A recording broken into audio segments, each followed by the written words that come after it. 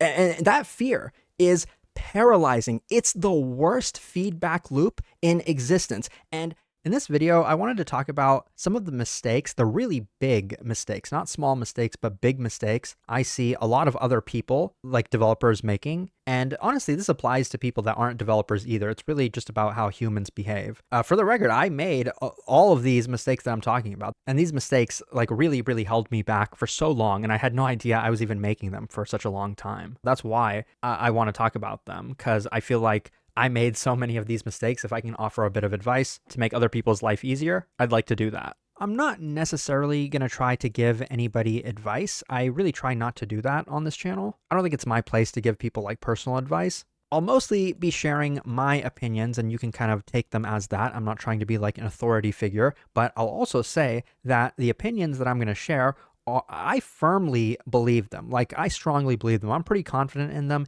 And these are not really my ideas, or at least not exclusively. Like, these are things that are well accepted by most very smart people. Anybody who's high performing in their career, they will agree with the things that I'm going to say. And by the way, no, I'm not going to be talking about AI or anything like that. That's not what this video is about. So I'll probably end up splitting this video into two videos. This video will mainly be focusing on like some of the problems that I see and kind of a mindset shift that you can do to like correct those things. But I'll have a separate video, which will probably be titled something like How to Learn, which will probably be like the follow-up and cover everything else. So I wanted to show this comment I got about 2 weeks ago, which I responded to maybe in kind of a dickish way. Maybe I was kind of a dick in this case. And my goal is not to read too much into this comment or focus too much on this individual person. I'm trying to use this comment as a way to extrapolate and give my argument or make my broader point, which is about the mentality that I see a lot of people have and why I think it's so self-destructive. So I got this comment for one of my LeetCode videos. Start writing the code in Java or C++. The Python syntax that I currently use is hard to understand for people with no experience in Python, which is fair. When I first learned Python, it was very different from the other languages I knew that were based on C. C was my first language that I learned, and then you learn other languages like Java, JavaScript. They fall under the bucket of C syntax. Like, they're very similar to that language. Python is not. Python is very different. And so my follow-up was, with all due respect, you should be able to understand the syntax within a few minutes. If not, it's kind of a skill issue. Okay, I could have been nicer. I will admit that. I don't think I was wrong. And now, again, I'm not focusing too much on this specific point, but more broadly, let's think about what's going on here. Probably this person is somewhat of a beginner, but even if they're not, they might still have the same problem. They're familiar with the C syntax. The Python syntax is not familiar to them. They're trying to learn some complicated algorithm, and at the same time, they have to kind of decipher my like Python code, which they're not familiar with. You could say that they're trying to save themselves time by suggesting me to use a different language. There are people that make LeetCode videos in other languages. Maybe they could just go watch that, or maybe they could take my code and translate it into their language of choice, or 10 different things, which honestly, I think would help them learn better. I mean, is it really that hard for somebody to take 5 minutes to just type out my code that, I show in the video? I type out my code in the videos. I don't just show you a screenshot. I'm literally typing every character as I talk into my microphone. Why can't you follow along? Why can't you watch it maybe 30 seconds and then write the same code? It won't take you that much time. It'll take you 5 minutes, 10 minutes. I mean, how long is it going to take? And then, throw it into GPT or Claude or whatever and translate it into your language. Why can't you do that? So don't tell me time is the excuse, right? Time is not that big of an excuse. Maybe you didn't think of that to think of what I just suggested to you, which is fine. It doesn't mean you're stupid if you didn't think of that. You were probably so focused on like the little details of the algorithm that you kind of forgot to zoom out and think, okay, well, maybe there's a better way that I could learn this stuff. But the other thing is maybe you're a little bit lazy. And lazy is kind of a strong word. I can't think of the better word right now. And I don't mean it to insult anybody.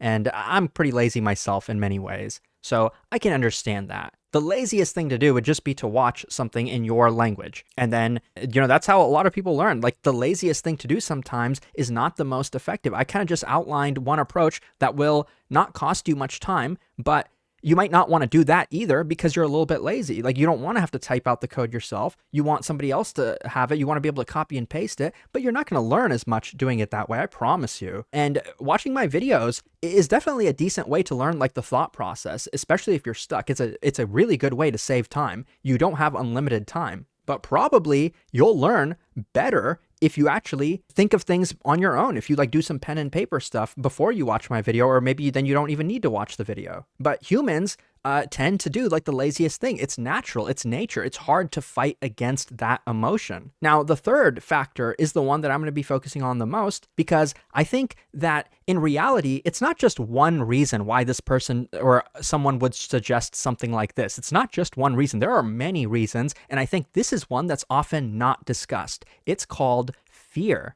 or anxiety or any of the other emotions that people don't really talk about that much, but it's very relevant because let me tell you the thought process of somebody, probably somebody who's very, very much a beginner. Like if you have 10 years of experience, you probably don't feel this way, but I know that there are plenty of people out there who call themselves, like, for example, like I'm a developer. I'm a JavaScript developer. I'm not a software engineer. I'm a JavaScript developer. I have 10 years of experience in JavaScript. But when I see a different language that I'm not comfortable with, I panic, like, because I've been staying at my cushy, comfortable job where I haven't really had to learn that many new things. I just stay where I'm comfortable. I'm scared to go out and like have to do something that I've never done before. Like I panic. And so the mindset of somebody like that, when they see code in a language that they never learned, they start to panic.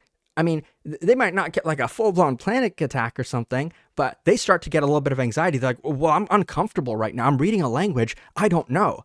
And that fear is paralyzing. It's the worst feedback loop in existence. And if you're thinking that this only is relevant to LeetCode, I promise you, I think I'll be able to convince you by the end of this video that it's not only related to LeetCode. It's not only related to seeing a programming language that you're unfamiliar with. It's related to so many things. And, I know this from my personal experience. Like, I think if there's one emotion that's dominated the vast majority of my life, it probably is anxiety. And I'm probably not the only one. Like, I could tell you guys my personal life story and all that stuff, but I don't really think I need to, because I think you guys probably have very similar experiences that I do. Now, before I focus on the more broader point, let me kind of stick to this like LeetCode example for a second. Is it actually true that we should be afraid as we think we are? Like, let me show you a very quick example. So I'm going to go to LeetCode.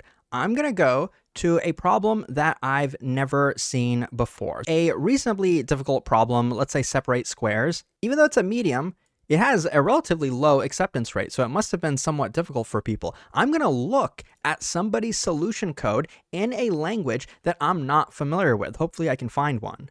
Okay, so I found this post, and I'm going to try not to like look at anything. Okay, so this is the Python code. I'm trying not to look at it. I'm going to go to Kotlin. Definitely a language I've never used personally before, so that's why I'm picking it. I'm trying to pick the best language among these. Maybe I'll look at some of the others, but honestly, I know most of these other than Rust and Go. But now I'm looking at this code. I don't know Kotlin. I never learned Kotlin, but I know programming. I like to think that I'm decently good at logic and decently good at learning. So now I'm looking at this code. I'm trying to figure out what it's doing. And it's pretty obvious. Look, I don't know what this syntax is. I've never seen this syntax before, but if I had to guess, looks like an array of integers, or specifically it looks like an array of integer arrays. And confirming on the right side in Python, it's a list of lists. So, okay, so that's confirmation. I guess I wasn't 100% sure of that. So maybe that's something I could quickly Google. But again, like that's a 2-second question for me to answer just via Google or GPT. Looks like it's returning a double. Looks like you initialized a couple variables. This is a decimal. This is an integer. It looks like there's a nested function in here. Looks like there's some logic going on. I mean, all of this is pretty readable to me. So maybe I picked an easy language. Go is pretty easy. It's true. Let's go, or Kotlin is pretty easy. Let's look at Go. Go is a little bit different. But again, looking at this, I pretty much know what this is. 2-dimensional array of integers, float 64, couple of variables initialized. Like all of this code looks readable to me. I can read and understand every single line pretty much. Like I don't see anything that I wouldn't understand. Maybe there would be some minor syntax things that I would have to Google or something like that. But that's it. Like reading code in a language you've never seen before it's just a skill you develop. Like when you have a panic attack before you do it, then you trick yourself, you scare yourself out of trying. And when you actually try, when you're not scared to fail, when you're not scared to look at a piece of code and think, what if I don't understand it? Oh my God, then I'm just going to feel so bad about myself. It's going to ruin my day. It's going to lower my self-esteem. And that's not an easy thing to fix. Like the psychology of it, that's the hardest part. But like you have to recognize that reality is often not like what you kind of make it out to believe in your head. You get too much in your head about it. Now, I'll quickly go to Rust, and looking at this, there might be some syntax that I don't quite understand, even though like we pretty much know what's going on here, and we got the helper function. Okay, so this syntax is a little bit funky, but it looks like it's an inline function, which is then being assigned to this. And so I'm mostly able to understand it. And depending on your amount of experience, maybe you're really early in your career, you might not. But again, I'm just trying to make like a more general point. And now let me kind of focus away from LeetCode specifically and talk about this more broadly. So now I want to show you just a short sports clip, actually. And just to give some context, so this is LeBron James, famous athlete, NBA player, his son, Bronny James, on the same team. And this is just moments before his son was about to enter his first NBA game, playing basketball as a professional athlete. And listen carefully to what LeBron said to his son. And LeBron, he's not a psychologist. He's just a professional athlete, right? So how does he arrive at the same conclusion that I did? See the intensity, right? Just play carefree, though. Don't worry about mistakes. Just go out and play hard. Now, LeBron told his son not to worry about making mistakes. Why would he do that? Because when you worry about mistakes, then you become afraid to act. And that can be a good thing, right? Like if you touch the stove, you're going to burn your hand. You're going to be afraid of doing that then. And it's good to have some level of anxiety. Even as a professional athlete, you should be afraid to some extent of making mistakes. But when you're a beginner, when you're starting out, there's no point in worrying too much about mistakes. You need to have some level of confidence. It's required, not just for professional athletes, but for professionals in any discipline, whether it's like medicine, software engineering, or other things. Like you can't be paralyzed with fear of like, oh, what if my code has a bug? Well, it's going to have a bug no matter what. You're going to make mistakes. Well, what if I cause issues in production? There's a real risk that that does happen. Okay, you can do everything correct. You can, have all the tests in place and stuff. Production issues still happen. It's possible you might be responsible one day for a production issue. That's something you got to accept. Otherwise, you're just going to be paralyzed. And very quickly, let me just ask you a quick question. And it's not related to sports. Maybe most of you are more familiar with like video games, for example. If I had two scenarios, one, I have a kid and I buy this kid a video game and I buy the other kid a video game as well. And maybe the first kid, they start reading the manual before they start playing the game because they want to make sure that they know everything before they get started and so that they don't make any sort of mistakes. Maybe they start doing a bunch of research online about the game and all sorts of things, and they wait days before they actually start to play that video game. And you have the other kid, for example, who just plays the game. They're dumb. Like they don't even know how to read. They just start mashing buttons and then they just keep going. They just play. They make a lot of mistakes. Maybe it's like a video game where you progress and you die and you have to restart all over and they just keep dying. But eventually they're progressing. Which one of these kids do you think is going to be better at the game? Who do you think is going to beat the game first? I guarantee you, this person will win every single time because I've played video games my whole life. I never read a single manual. That's not how you play video games. Nowadays, online games are so damn complicated. There's so many things going on, like some of these strategy games. How the hell do you learn that? You're not gonna learn that by reading books and like stuff like that. You just learn by doing. The brain is very powerful. It builds intuition automatically just as you do things. As you collect data points for your brain and feed them in, your brain does magical things inside of there. And that's one of the things I'm going to talk about probably in like the follow-up video. But I want to quickly address that in some ways, this kind of seems like contradictory advice, doesn't it? Like in terms of reading the manual, because there's some parallels to that with like reading documentation. right? Everybody says, just read the documentation. It'll save you so much time. And there is some truth to that. That's why this is difficult. And that's why, like, sometimes there is contradictory advice, and you yourself, you have to know when to apply it and know like what to do in the correct situation and stuff like that. Again, one of the things I'm probably going to try to address in the follow-up video. I don't want to like ramble on too much right now. Now, one thing, like even if you agree with everything I've said up until this point, everything I've said sounds simple, and it is simple, but simple does not equal easy. And that's, again, like one of the hard things. That's one of the nuanced things. This stuff is simple, but it's really hard to put into practice. I could spend like hours and hours talking about that and talk about like how I've personally been able to do that. And I'll tell you, it was not a quick process. I made this video like a year and a half ago now about like quitting Amazon. That was like a part of my story. This video, it was only 10 minutes long. It didn't cover everything. And by the way, I'm not the only one who like thinks this, that like most things in life are simple. I think like this tweet I saw the other day kind of backs that point up, where Paul Graham says the most valuable insights tend to be the most general. So a lot of people will almost have had them. When you write about them, some readers will say you put my thoughts into words, and others will dismiss your observations as obvious. And both are describing the same experience. He talks a little bit more about this, and I've had the same experience with the most valuable books that I've ever read in my life and the things that I've learned. It was so surprising to me how they were so simple, but like actually putting them into practice takes time. And that's why I think like having some kind of book or some kind of thing or resource which takes ideas that are seemingly simple and then combines them into one place where it's very explicit about every single thing. You don't have to read between the lines about anything. It's very explicit about like how the brain works and how life works and like sort of those things. For example, like the book How to Win Friends and Influence People. Everybody says that book is like common sense, but common sense isn't so common. That's the thing about it. And when you really get really good at those fundamentals, and I'm not talking about fundamental data structures and algorithms, I'm talking about fundamental like psychology principles.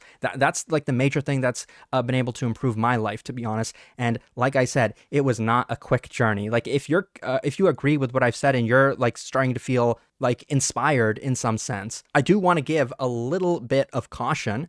Not everyone has the same starting point. Depending on where you're at and the life that you've lived, it might take you a lot of time to get over some of these things that maybe you've experienced in the past, or some bad habits that you've like built up. And in my experience, like in some ways, you don't 100% get over certain things, and that's okay. You don't have to. It's good to have emotions. It's good to have fear once in a while, as long as like those emotions are pointed in the right direction. Like for example, when I make these videos, I get some anxiety, I get some fear about it. And for me, my biggest fear isn't that someone is going to be like mean to me in the comments or something like that. And I sincerely mean that. Like it really doesn't hurt my feelings. Sometimes I even find them kind of funny, but my biggest fear is that once in a while, I'll make a mistake in my videos. I'll say something that even I don't fully agree with, and then I'll look back on that and I'll regret it. And that's a legitimate fear, because who can be correct and right 100% of the time? It's impossible. If as I make videos, if I choose to make videos, there's a 100% chance I'm going to make mistakes as well. But I just have to acknowledge that. Maybe once in a while, I'll also say something correct though. Maybe once in a while, I'll have a positive impact on somebody's life and say something powerful. So like there's two sides to that coin. And like if you want to improve, if you want to grow, you have to be willing to make mistakes. And that was the biggest problem I had my whole life. And now that I've kind of gotten over a lot of that, all I can tell you is, man, my life improved in every single way you can imagine, almost every single way. Like, I'm not so afraid of making mistakes anymore. I'm not so afraid of looking dumb, even publicly. Like sometimes I'm going to look dumb in front of thousands and thousands of people online, and I'm public right now. I'm showing my face, and I can live with that. Sometimes I'm going to talk to people and they're not going to like me. Like I'm going to be nice to somebody, and for whatever reason, they're just not going to like me. I might ask out a girl and she might say no. So what? Like you just got to move on. And like for that reason, like I just think life is so much better for me now.